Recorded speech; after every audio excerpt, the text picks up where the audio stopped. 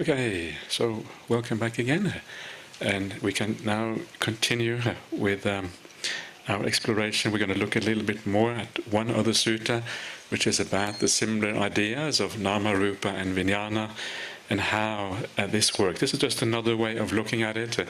It's not that much new, but there's a nice couple of nice similes in here, which I think made quite clear what goes on with nama, rupa, and vijnana, how these things function, and how they come to a stop, and how they work together.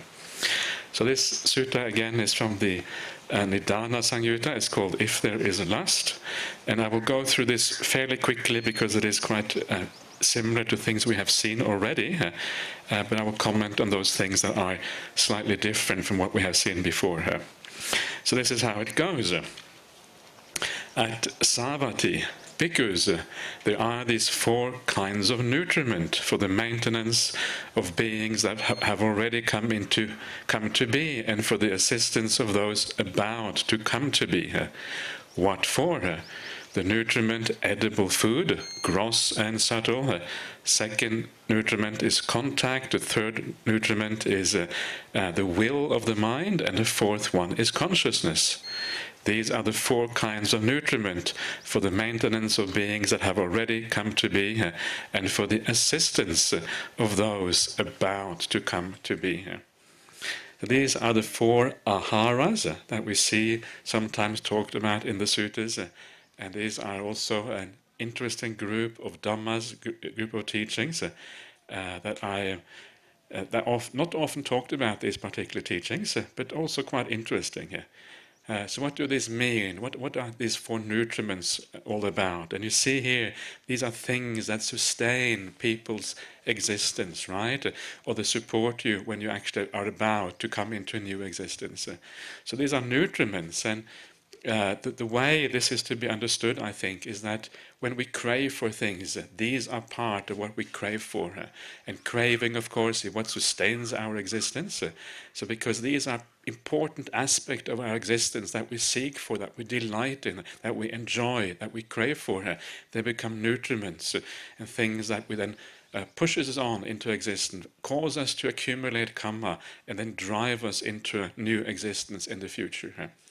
And it's a little bit interesting to just very briefly consider what these 4 are.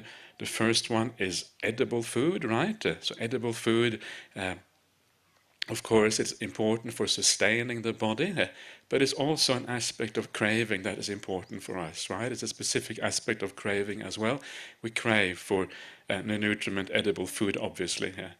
The other ones here are perhaps not as clear what they refer to. One of them is contact, and contact then means experience, right? Every time we contact the world, we experience something.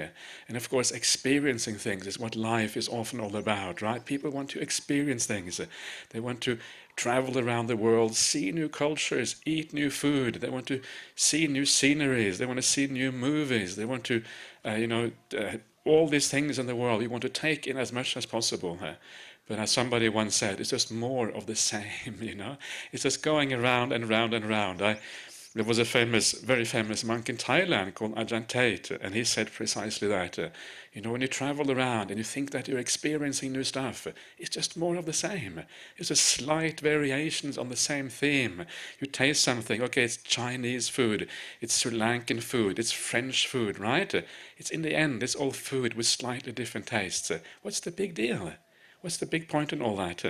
It's like, Ajahn Brahmali always likes to have a bit of fun, so when he gives a talk at the monastery to the monks, he says, people want to travel around the world. They want to see the wall of China. For goodness sake, why do you want to see the wall of China? Just go and see the wall that surrounds the monastery. good enough, right? Close enough. A wall is a wall. Okay, the wall in China is a bit more impressive than the wall around our monastery. It's a bit more grand, but good enough. A wall is a wall. If you want to see, a forest, why do you want to go see the forest in? Sri Lanka has this magnificent forest, a real tropical forest, which is very beautiful. Or in certain places in Burma, you also find in Indonesia, you find this beautiful tropical forest still. Ajahn Brahmali says, big deal, go and see that, just go outside your kuti and look at the Australian bush, right? The Australian bush is very boring compared to real rainforest. Very kind of tiny little trees, kind of looking a bit kind of not very happy where they are, too hot, too dry, that kind of stuff. But it's good enough. That's what it is all about. So this is one of the problems. You always want to experience more, but the reality is that it's just variations on the same theme. It's not that exciting really when it comes down to it, and the real excitement really happens in a completely different place. When you withdraw from all that excitement, when you withdraw from all those experiences, and you find the stillness and peace inside, that is where the real deal is to be found, the real happiness. And you're quite happy to check out all those worldly kind of experiences. But this is what it's like, right? We want to contact things.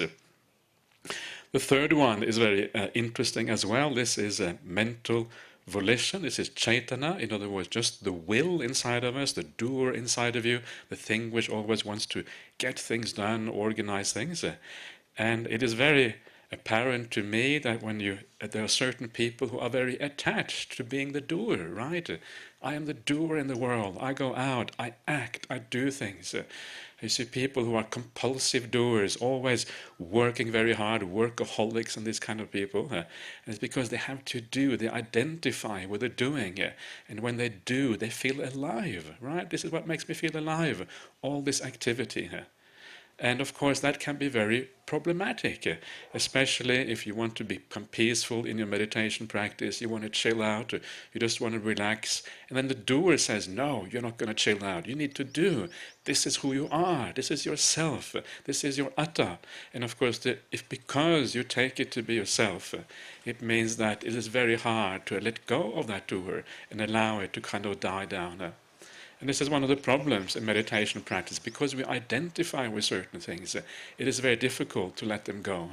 So that is problematic. So the doer people, for them it can often be quite hard to become peaceful in meditation, because the mind says, no, I'm disappearing, I'm no longer here, what's going on? Okay, think, plan for the future, and then no peace in your meditation practice. And of course the doer is also very closely related to craving, right? To tanha. Craving and doing are very close to each other, because we crave. Craving is an aspect of doing. Craving is like looking towards the future, already planning things out in a sense. And because we crave, we also go out and we do more. So chaitana and craving are very, very closely related to each other. And this is, as I was saying the other day, people identify with the craving. We identify with the doing.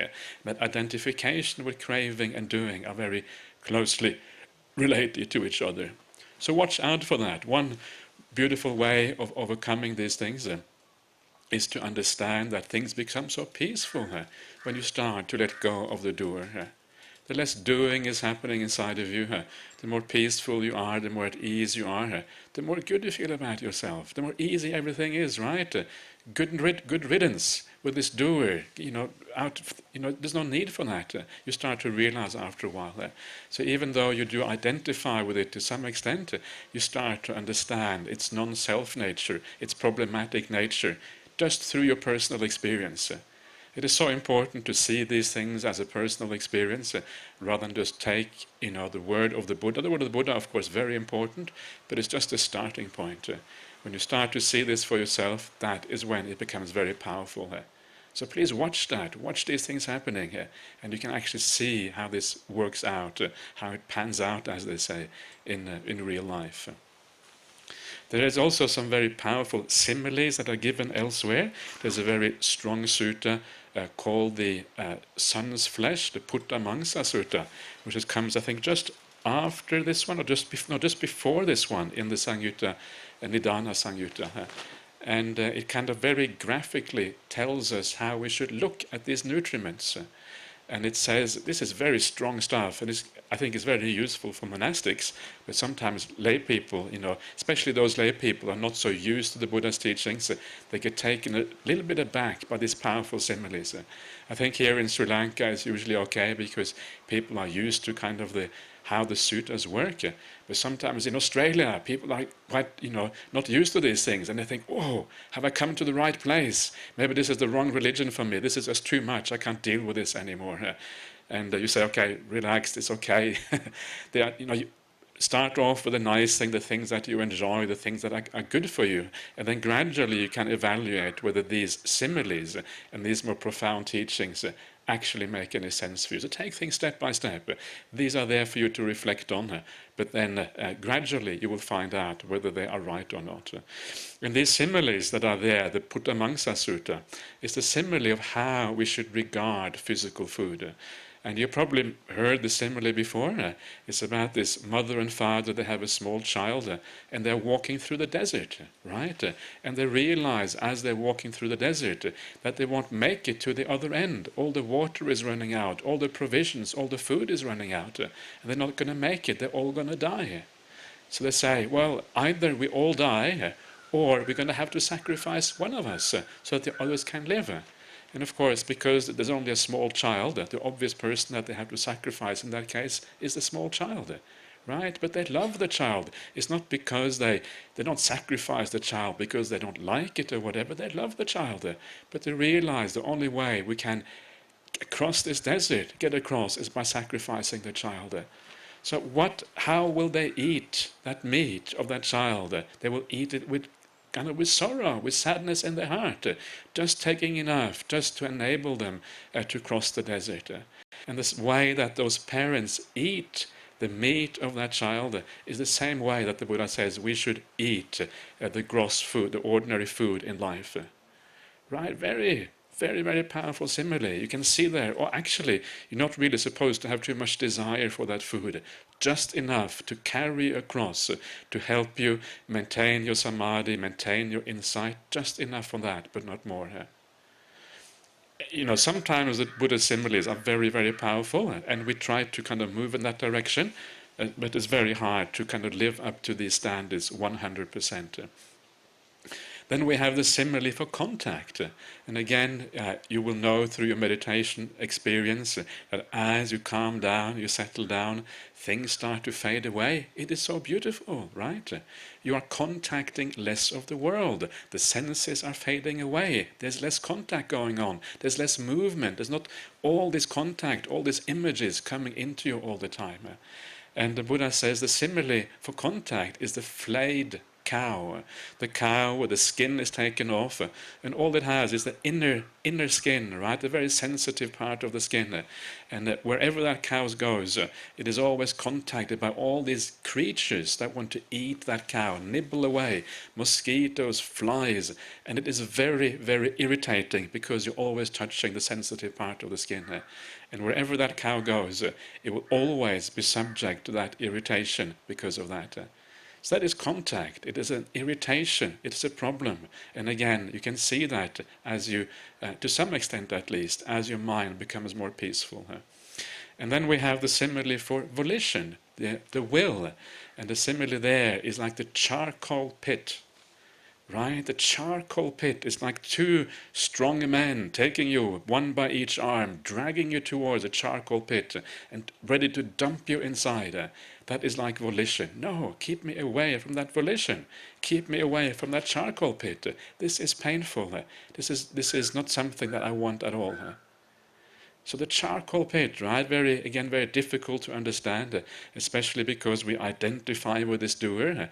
But again, start to approach that by seeing how things get peaceful in your meditation practice and how the will actually is a problem.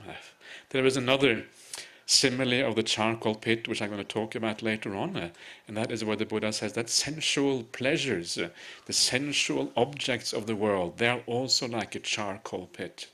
And you can see this slightly in connection with this sutta, because sensual pleasures always involves craving. Craving involves cetana, the will. So because it involves craving, because it involves chaitana, the similes here and the simile for sensual pleasure is the same simile. The idea that this burns you, it is hot, it is unpleasant, it is something you want to get rid of. And then we have the fourth nutriment, which I didn't even talk about yet, which is vijnana, consciousness, just the aspect of knowing, right? The ability to know things, the ability to be aware that something is happening. And of course, this is perhaps the innermost part of what we take ourselves to be here. We have the ability to know the world, the ability to understand, the ability to be aware, a very basic ability here. And that basic ability is something also we attach very strongly to. I am the knower, I am the doer, right? I am the knower. And the simile the Buddha uses for this is as somebody who is hit by spears. You throw spears at them, 100 spears in the morning, 100 spears at midday, 100 spears in the evening, right? And that is how the Buddha compares vijnana as a nutriment. So it's hard to grasp, right? Hard to understand how the mere fact of knowing can be considered as being struck by 100 spears in the morning, at midday, in the evening. But that is how the Buddha actually talks about this. I'm not sure exactly how that works out, because sometimes the knowing, the consciousness can be incredibly refined, like in the immaterial realms and these kind of things. So I must admit, I'm not 100% sure how to understand that. But the idea, of course, is that not knowing at all, going to complete cessation, is preferable to any kind of knowing at all.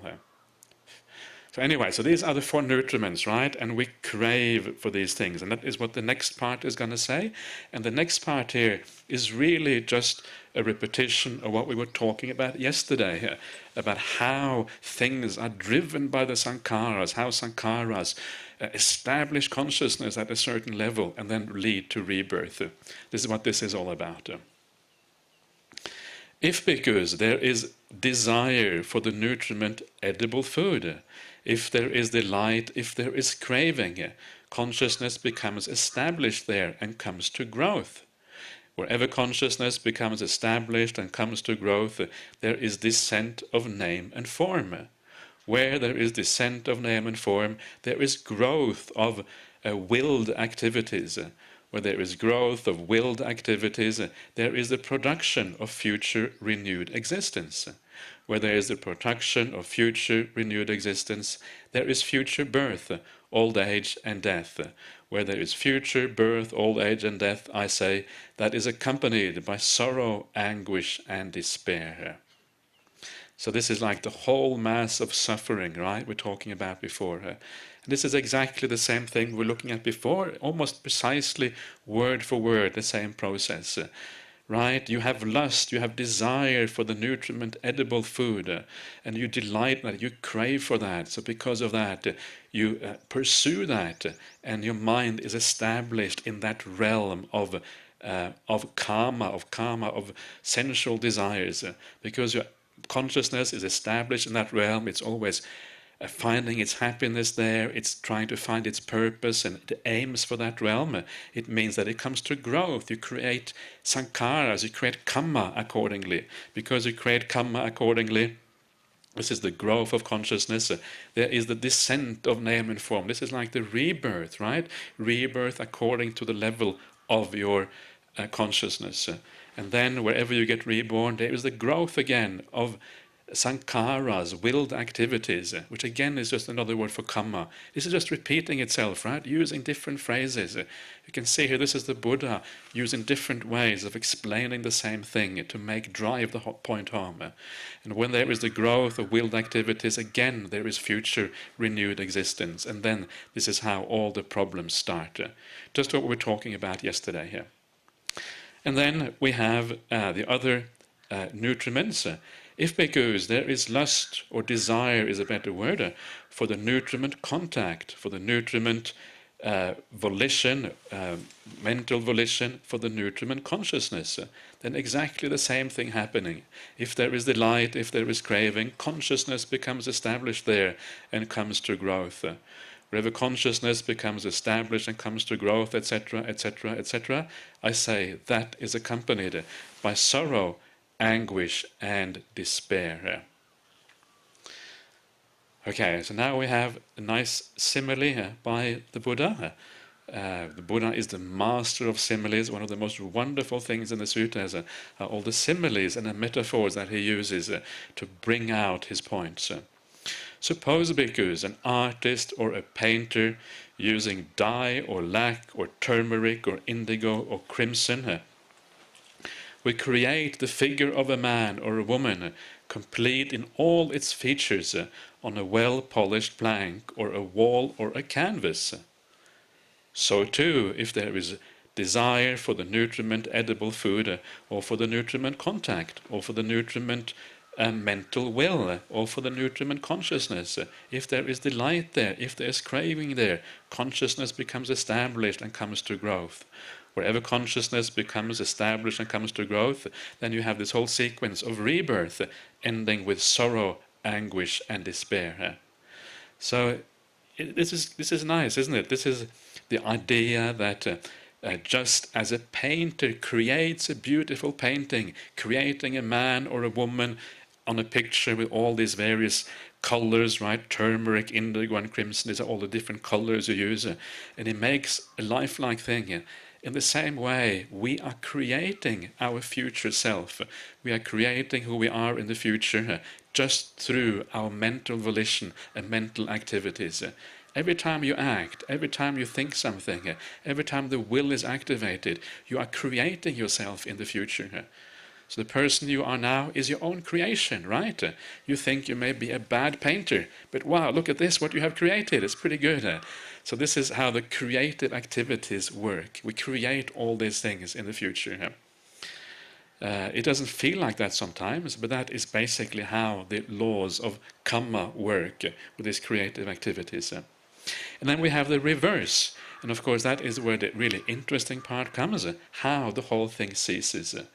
If bhikkhus, there is no desire for the nutriment edible food, or for the nutriment contact, or for the nutriment mental will, or for the nutriment consciousness, if there is no delight, if there is no craving, consciousness does not become established there and come to growth.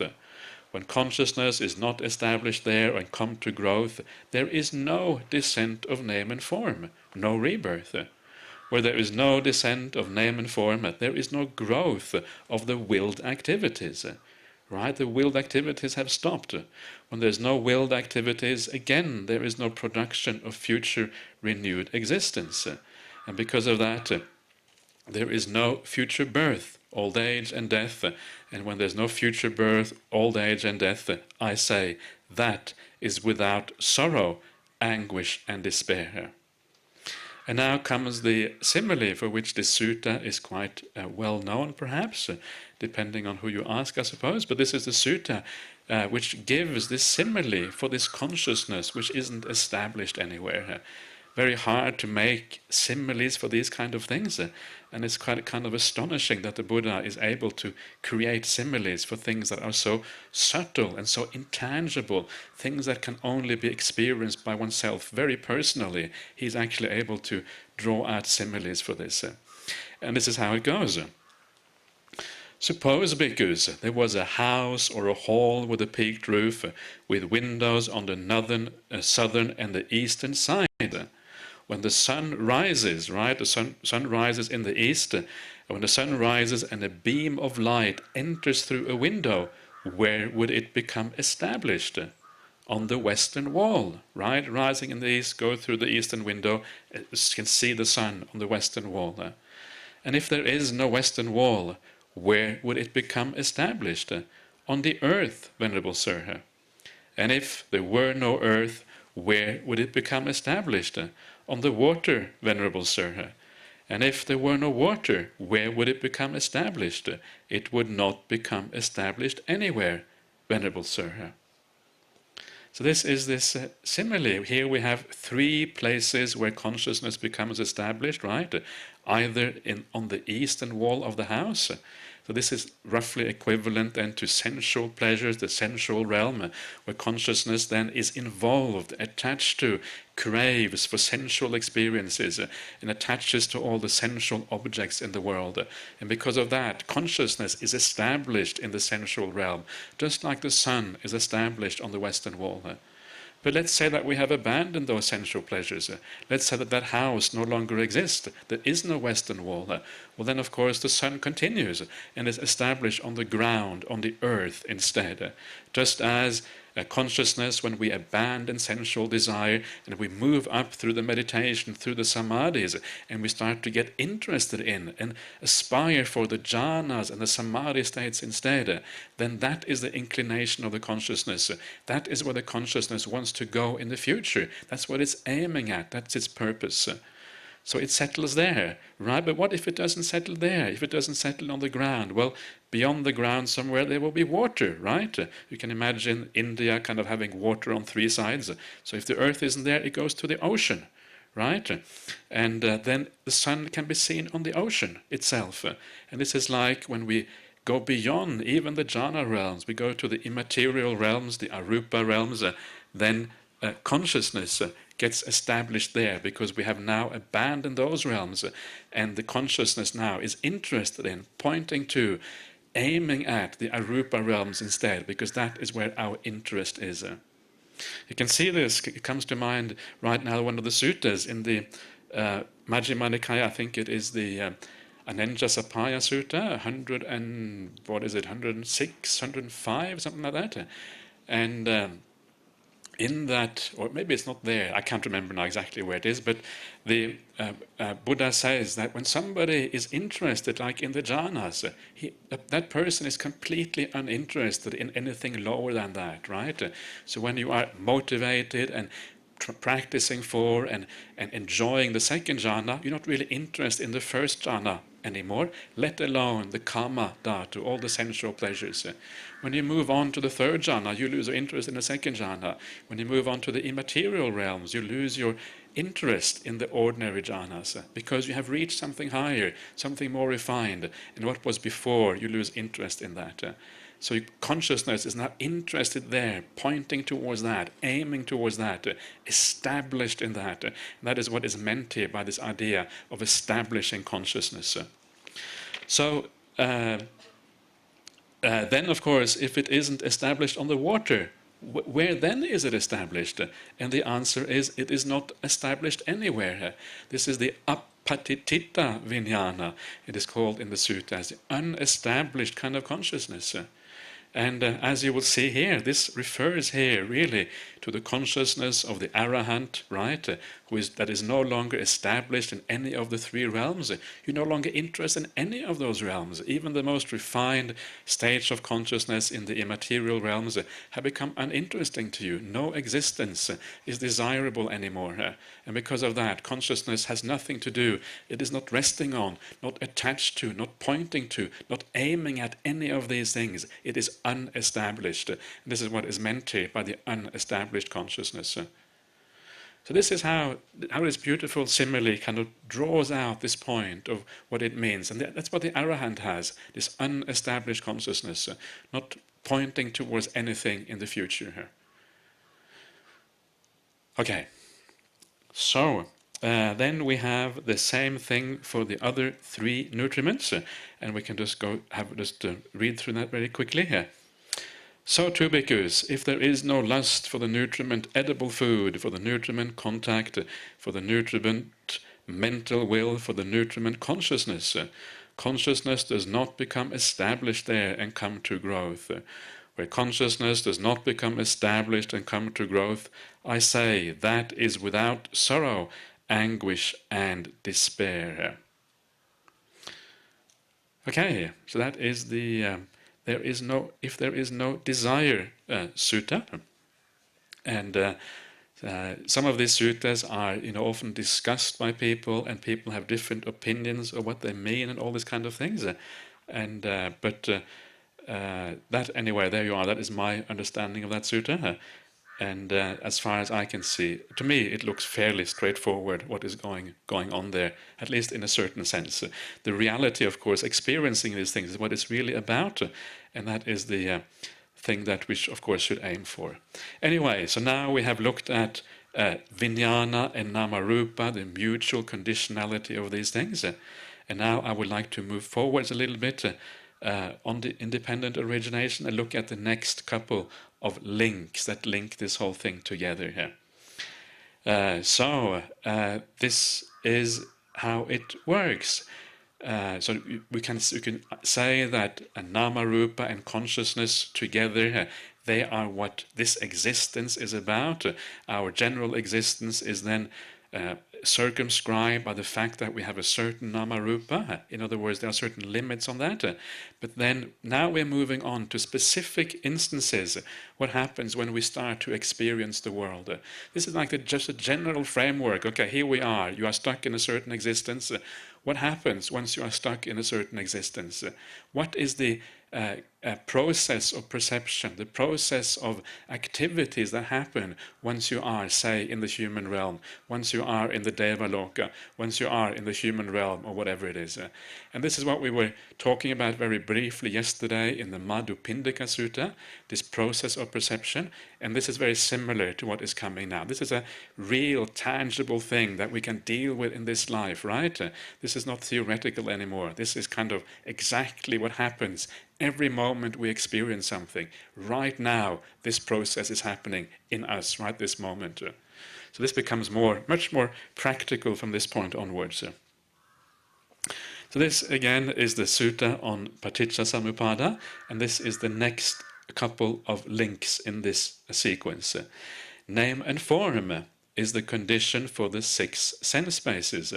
The 6 sense spaces are the condition for contact. And then we have the reverse. With the cessation of name and form, there is the cessation of the 6 sense spaces. With the cessation of the 6 sense spaces, there is the cessation of contact. And what are the definitions of these things? And what bhikkhus are the 6 sense spaces? The eye base, or the eye base, the ear base, the nose base, the tongue base, the body base, and the mind base. These are called the 6 sense spaces. And what bhikkhus is contact? There are these 6 classes of contact: eye contact, ear contact, nose contact, tongue contact, body contact, and mind contact.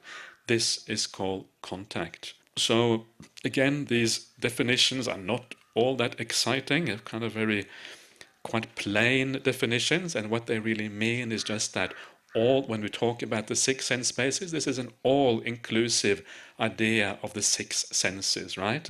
And the same thing with contact. This is all the type of contact there is. Contact always has to happen through one of the 6 senses, and there is nothing really beyond that. The word sense space, the 6 sense spaces, is the word salayatana in Pali. And the word ayatana quite literally means like a stretching out, like a plane of something. You have all this plane, right? This sphere, or what is another good word for ayatana?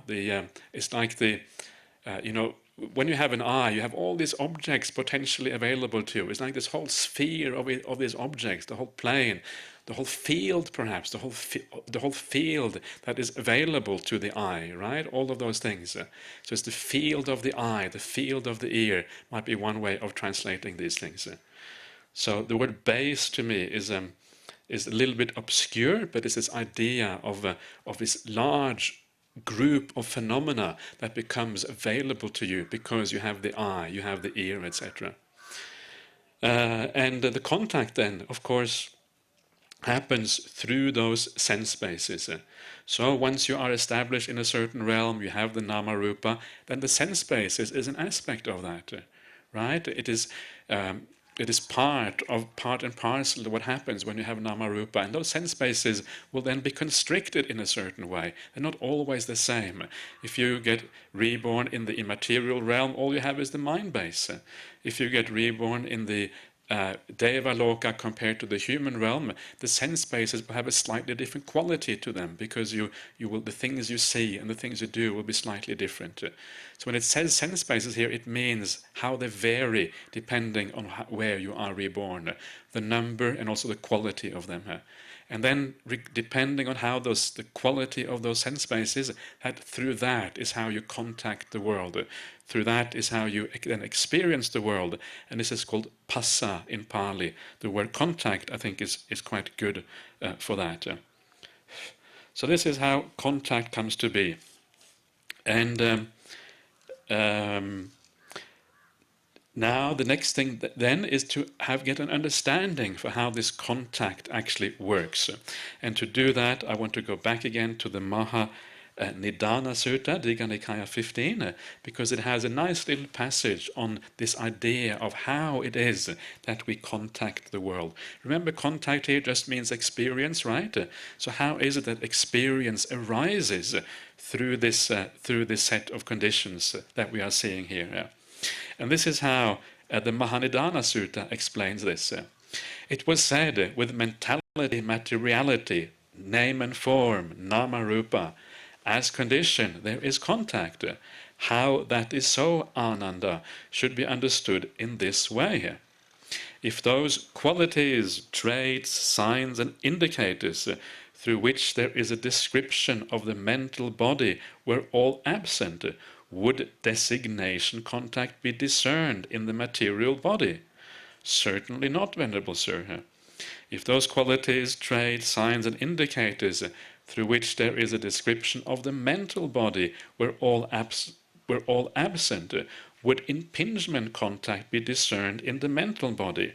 Certainly not, Venerable Sir. If those qualities, traits, signs and indicators through which there is a description of the mental body and the material body were all absent, would either designation contact or impingement contact be discerned? Certainly not, Venerable Sir. If those qualities, traits, signs and indicators through which there is a description of mentality, materiality, nama rupa, were all absent, would contact be discerned? Certainly not, Venerable Sir. Therefore, Ananda, this is the cause, this is the source, the origin, the condition for contact, namely nama rupa. So here we have bypassed the 6 sense spaces, and we are showing the conditional relationship directly between nama rupa and passa. And that this particular passage I have just been reading out, it's very hard to understand. I'm sure those of you who haven't read it before, you wonder what on earth is going on here. This is really weird. I remember myself reading this the first time, maybe 20 years ago, or maybe more than 20 years ago, and I was scratching my head, wondering what on earth is this? And it takes a little bit of unpacking to understand what is happening here. But actually the ideas behind this, even though the words are kind of complicated, and I think they're probably much more complicated in English than it is in Pali, even though it looks complicated, once you get your head around this, actually it is not all that hard to understand what is going on here. And what is happening here is that the Buddha says that for contact to be possible, you need 2 things, and those 2 things here are called, they're called, what is it called again now? Designation, impingement contact, that's right, impingement contact and designation contact. You need 2 types of contact for contact to really happen. And impingement contact, this is patigha sampassa in Pali, and patigha sampassa means that some form outside somehow affects the sense, right? Somehow the eye is here and you're looking out, you are attending to something. Okay, I'm attending to the roof in this tent here. Okay, so I see the roof. So there is impingement contact. That roof somehow impinges on my sense space, and because of that I have some experience as a consequence. So very simple, right? Or you hear something here. You probably hear my voice right now, so you hear my voice, it impinges on the ear, right? Or you smell something, doesn't smell all that much right now, but like a bit kind of nature perhaps. And all of these things are impingement contacts, the things that hit the senses. But that is not enough, To be able to experience things, it is not enough that it hits the senses. If that was enough, we would all be experiencing exactly the same thing all the time, if the senses was enough for this. But it also takes the mind. The mental contact is also part of this. And this is what is meant here by the designation contact, the adivachana sampassa in Pali. Designation contact means that the mind takes this raw data from the senses and it molds it and it understands what is going on. Right? So when I look at this tent, the only reason why I know this is the roof of a tent is because my mind is operating on the raw sense data and it recognizes this. I've seen this before somewhere else. I was told by Venerable Metta Vihari when I came here, this is a tent. So now I know, because of that, I know that this is a tent. Otherwise I might think it was a hangar or something because it's so large, right? But no, it is a tent. And the same thing with everything else. Whenever we see something, we understand what we're seeing. We perceive things because we have learned to perceive these things in a certain way while we grew up, from past lives, whatever it is. This is the mind designating things. And these two things have to come together. There's some interesting stories about what happened to people who regained their sight. They were perhaps born blind or something, and then through some operation they were able to restore their sight when they were grown up. They were perhaps in their 30s, right? These people were thinking, yeah, I can get my sight. I've never seen anything before. I have no idea what it means to see anything. This is great, right? Wonderful. And everybody thinks, yeah, this is really nice, what we can do with modern technology and operations. We can kind of fix things up again. But it was actually terrible for this person. It was actually a very bad experience. Because when they reconnected his nerves or whatever had gone wrong, and he was able to see again, all he saw was this blur of different colors merging with each other, a little bit of movement, right? He would see the colors kind of moving around because there's movement out there, but he couldn't make any head nor tail of what was going on. He couldn't recognize people. He couldn't recognize, floor up or down. He couldn't recognize anything. It was just this terrible blur.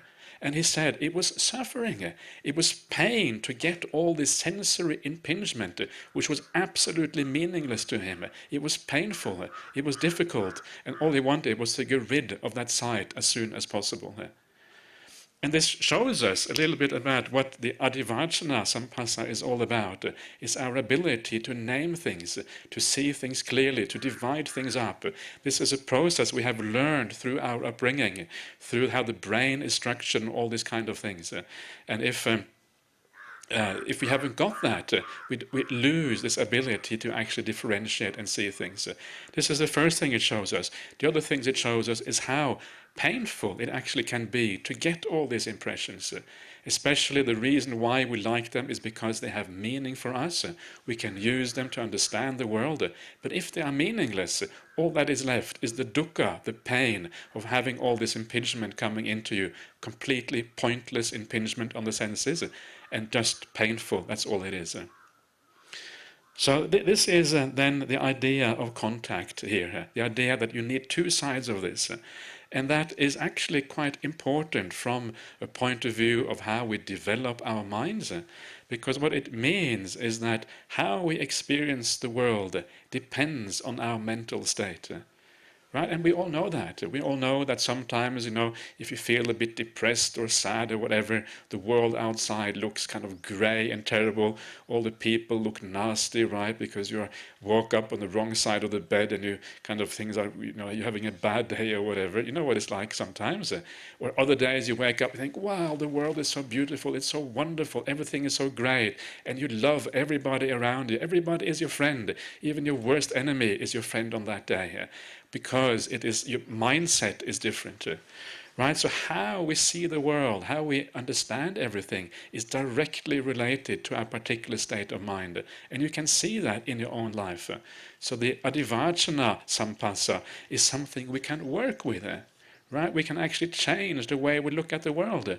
And as you practice the Dhamma, as you're purifying yourself, the world actually changes. And because the world changes, you have less suffering as a consequence. Things, your sensory experience, everything in the world start to look more beautiful and less bad than they used before. And this is very similar to the simile we were talking about yesterday, the Lonapala Sutta in the Anguttara Nikaya. The idea that if you do a lot of good karma, then you are diluting the bad karma. You're actually experiencing the world itself in a more positive way, and there is less problems for you in the world. So this is good news, right? If it wasn't for this way that contact has both a mental side and a physical side, we would be forced to take in everything just as it is. We'd all be experiencing the world in the same way, and there would be no way we could develop us out, develop the mind, and therefore experiencing, even in the human realm, experiencing a more pleasant abiding in the human realm itself. So that is an important thing, and I think it has a certain impact on our on the practice of the Dhamma. It shows us that actually everything we do impacts pretty much on everything else. There is this thing going on here. So let us just have a quick look at one of the other aspects of this particular sutta and how this is explained here.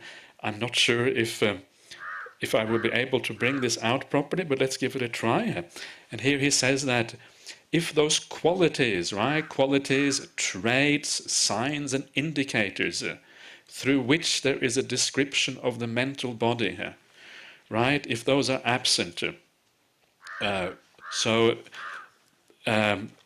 first of all, the point here is that, you know, both the mental body and the material body have to be there. Otherwise, there is no contact happening here. But what is all this thing about those traits, qualities, and signs and indicators? What is the purpose of that, through which there is a description of the mental body here?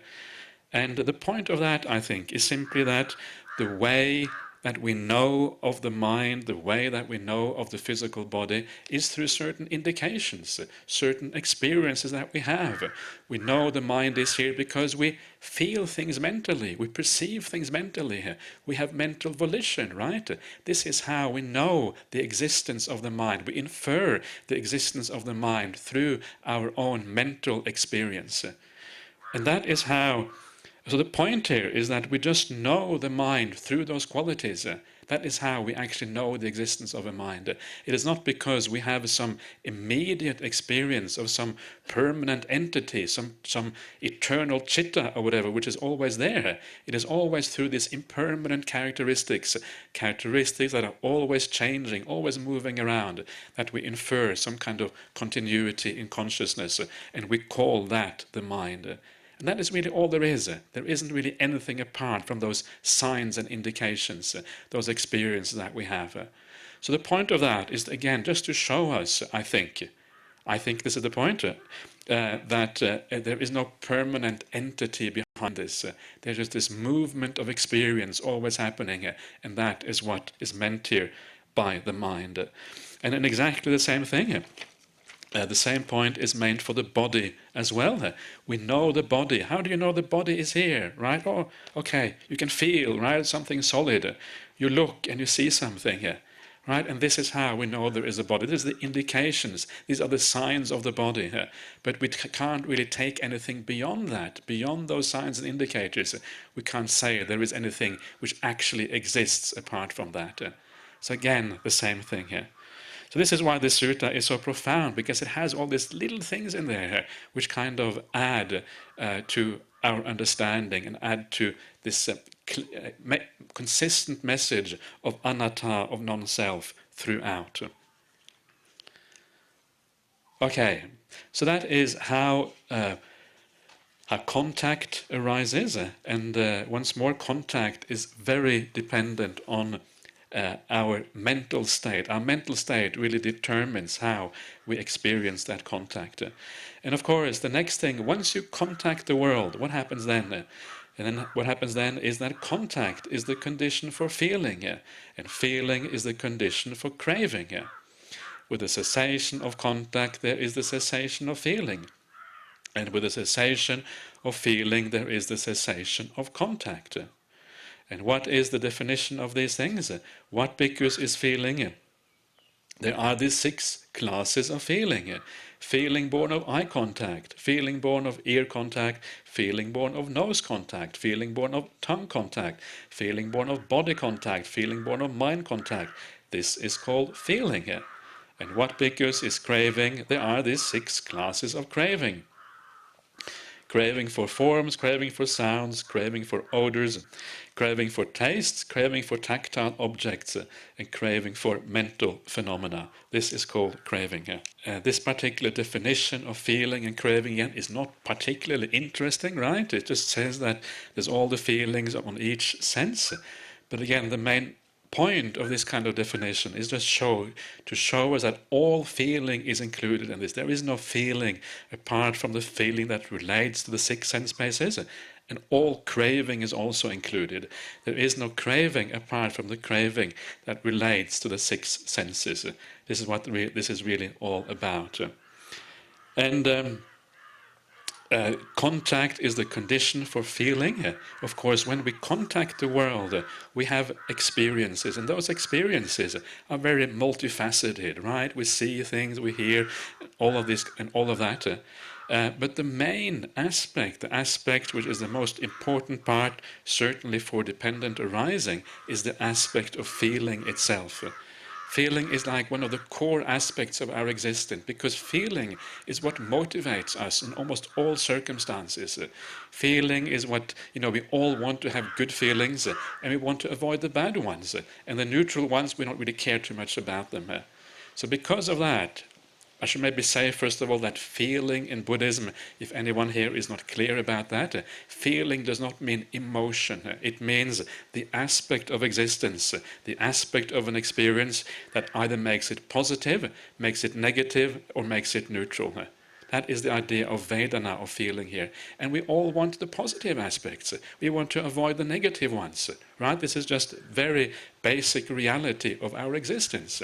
So feeling is the main motivating power that drives us on, drives the volition, drives the craving, drives all our aims and purposes in life. And for this reason, as far as our samsaric existence is concerned, it is the most important aspect of the 5 khandhas. It is the crucial, the link, the key link, which kind of drives this whole process forward, or alternatively does not drive the process forward if we have the right view and the right action. So this is why it is singled out. Of course, at this point, anything could have been singled out, but feeling is this crucial link. And you will see this. There's a nice little passage here from a sutta, which is hidden away in the Anguttara Nikayas. And this little passage reads as follows. Now it is for one who feels that I proclaim, this is suffering, this is the origin of suffering, this is the cessation of suffering, this is the way leading to the cessation of suffering. Right? It is for one who feels that I proclaim these things. It is feeling that is the crucial link in dependent arising.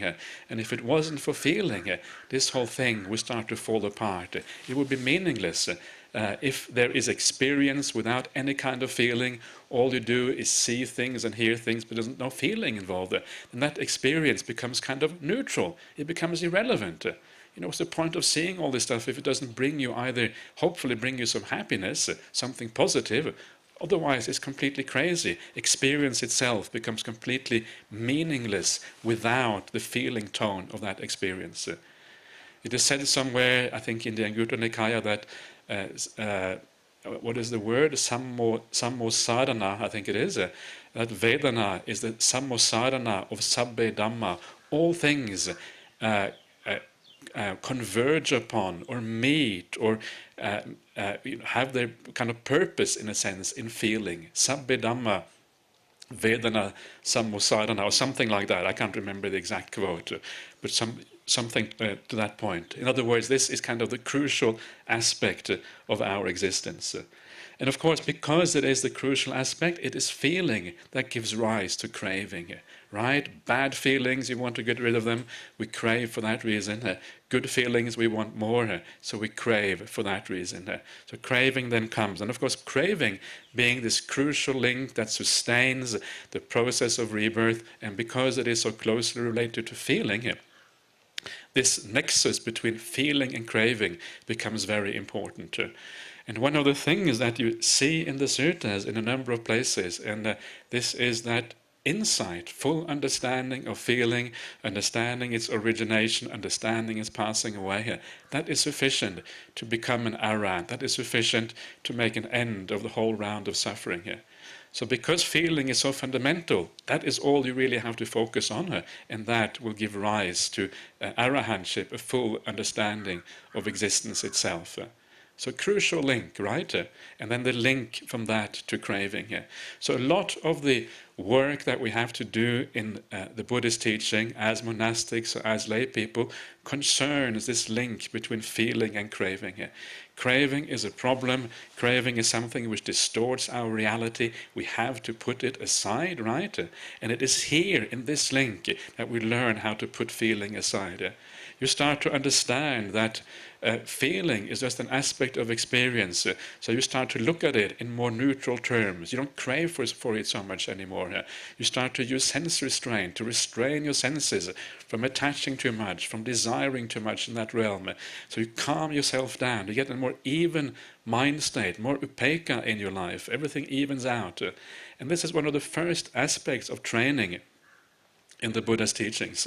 Sila and Indriya Sangvara Sila going together and calming these things down. And gradually we are reducing the craving for those feelings by moving our attention somewhere else, finding happiness somewhere else, and reducing the craving as a consequence. So this interaction between feeling and craving takes on a certain importance, and a very large part of our practice revolves around that. How can we avoid getting angry? How can we avoid getting upset by the people around us? The biggest problem in the world is always other people. I think it was said by a French philosopher, I think Jean-Paul Sartre, that suffering is other people. That's one of the things he said. And there's some truth to that, right? We have lots of happiness through other people, lots of joy, but it's also very problematic. It's both sides. And that's why, one of the reasons why, as the ideal monastic abiding is in the forest by yourself, to kind of reduce that contact with the world to some extent. So how do we avoid these things? How do we avoid the sensual desire arising from all these pleasures in the world? This is such an important part of the path.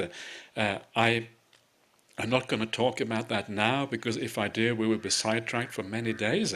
Instead, I'm going to talk about that towards the end of the retreat.